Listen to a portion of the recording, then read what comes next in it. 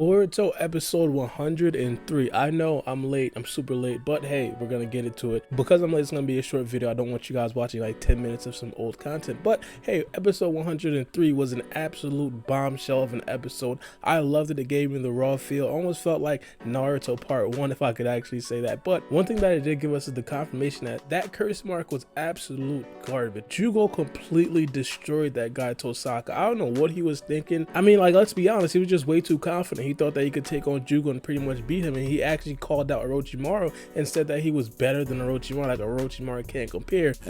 Even if Tosaka had an equal curse mark to Jugo, it didn't mean that Tosaka was gonna win. Tosaka doesn't know how to fight. Jugo's been fighting his whole life, so just like off of base, Jugo would destroy Tosaka. And even that, like half curse mark Jugo would have probably destroyed full curse mark Tosaka. Either way, the fight was like 30 seconds long, and I absolutely loved every single second of it just because it gave me that gratification, like, hey, this guy Tosaka was just way in over his head. Another thing that I do want to talk about with this arc is the fact that this arc did revitalize the side of the Boruto and Sumire Boruto ship wars. I don't know why, I don't know how, but hey, it started back up. Twitter has been exploding with Boruto fans versus Boruto fans. I'm staying quiet. I'm not going to add my input this time around. We're just going to sit back and watch everybody fight over Sumire and Sarada. But speaking of Sumire, one of the biggest things that we did get from this arc is the fact that we're seeing some sort of manga content again. I mean, if you guys don't recall, Sumire in the manga is part of a scientific corps. And in this episode, she basically told Team 15 that she was going to be leaving Team 15 to pursue science. And as I said, that's exactly what she's doing in the manga. So what I am hoping is that this means that the manga is going to be adapted very soon. But as I said in multiple other videos, my faith in the manga being readapted soon is completely down. Like it's completely low. I feel like there's going to be a couple more arcs until we actually do get to that. About 6 to 8 more months before we do actually get some hardcore manga adaptation. One of my biggest problems with this arc, and I will make a video about this on the part of Mitsuki, is the fact that Konohamaru and Mitsuki were not in the arc at all. To start this arc, I said this is going to be a very good time for Konohamaru to redeem himself. He started off very good. He fought against Jugo with an amazing action scene. We thought my man's Konohamaru was going to be a big proponent about this arc, but it turns out that Konohamaru just wasn't there to be found towards the latter parts of the arc. Some of you guys might say he was a big catalyst to Suigetsu getting the antidote, but I really just want to see Konohamaru fight. That isn't too much to ask for. I mean, just to think back to some of the arcs of Naruto Part 1, Kakashi was a big proponent,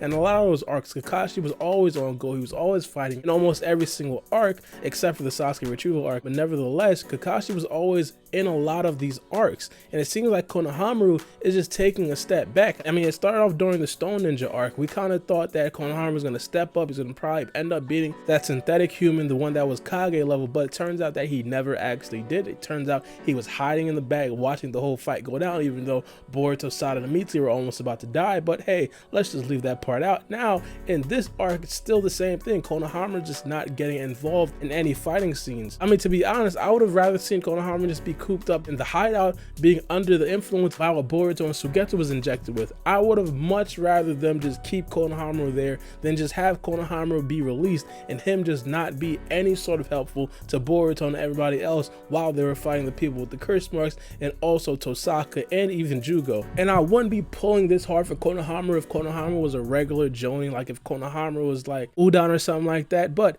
Konohamaru is supposedly trying to become the 8th Hokage, and Konohamaru's production is pretty much non-existent at this point. I just really wanted to see Konohamaru show something, show that he could possibly be a leader and not just take the background for another mission. And it's not just the anime and the manga, he does the same thing as well. I mean, if you guys don't recall, when Team 7 was fighting against Ao and also Kashin Koji, Konohamaru necessarily wasn't the guy in the lead. I mean, he was the lead guy versus a character like Kashin Koji, but he got washed in a matter of like 30 seconds and Boruto had to take over. But the overall point being is that Konohamaru just never gets his shine. But speaking overall in terms of the arc, I really did like the arc. It was short, sweet, and to the point, not like the Stone Village. I'm sure a lot of you guys did like the Stone Village, but a lot of you guys did also say it was too long, and I do kind of agree with some of you guys on that point. With this arc specifically, it was about about 6 or 7 episodes, extremely quick, and we did have a lot of great fight scenes in it as well. I did slander Konohamaru a lot, but we got the scene with Konohamaru versus Jugo, we got the scene with Boruto versus Jugo, we got the scene of Nue versus Jugo, a whole bunch of fighting scenes that were absolutely fire. And not only that, we got to see Karin and Sada interact with each other yet again. And of course, we know that they're not mother and daughter, but they do give off that maternal vibe. So we got to even tease Karin in this episode as well, and talked about how she does give off that motherly vibe when she is around Sada. But the last thing that I do want to end it with is the fact that Sumire's summoning jutsu is getting stronger and stronger and stronger. We understand that we're not going to see the Nue for the foreseeable future, mainly because Sumire is going to be studying a lot in scientific weaponry, but the Nue's character development throughout this whole arc and even the past couple of arcs was absolutely insane. He looked bigger in the last episode. I'm guessing it might be the chakra that he did absorb from one of the bad guys, but he did look very, very big, and he did look very, very powerful. Now, don't get me wrong, he didn't do anything against Jugo because Jugo was just a beast regardless, but I did really want to point out the strength of the Nue. But let me know what you guys think about this episode in the comment section below. As I said, I really did like it. I think it was a very good episode, especially seeing as how it capped off a very decent arc as well. As I said, let me know what you guys think. It's been your boy Bar B, and we out. Bye. It's a knife.